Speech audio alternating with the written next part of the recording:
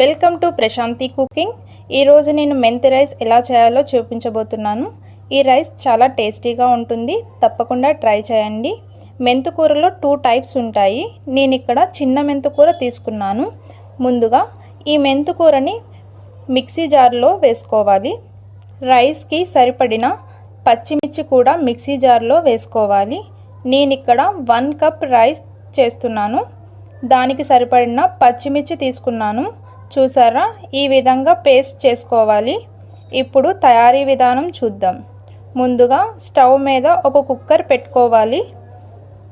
Cooker వేడెక్కిన తర్వాత 1 spoon oil, 1 spoon నెయ్యి వేసుకోవాలి.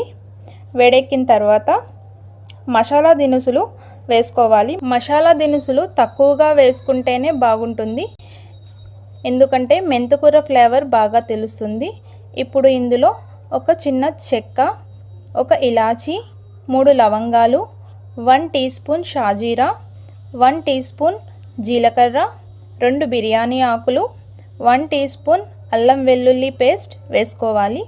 కొద్దిగా ఫ్రై చేసుకొని కొద్దిగా కరివేపాకు కూడా వేసుకోవాలి.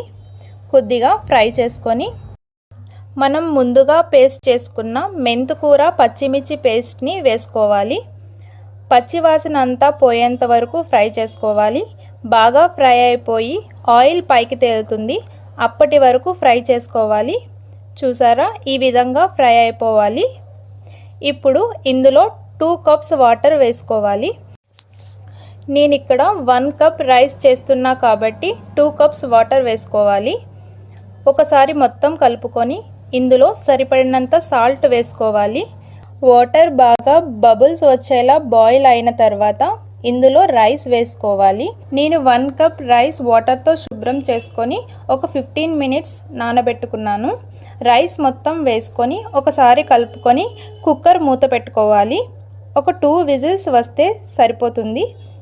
2 విజిల్స్ వచ్చేసాయి. ఆవిరి మొత్తం పోయిన తర్వాత కుక్కర్ మూత ఓపెన్ చేసి ఒకసారి రైస్ మొత్తం కలుపుకొని లాస్ట్లో కొత్తిమీర కూడా వేసుకోవాలి. రైస్ మొత్తం ఒకసారి కలుపుకుంటే ఎంతో రుచికరమైన మెంతి రైస్ ప్రిపేర్ అయిపోతుంది.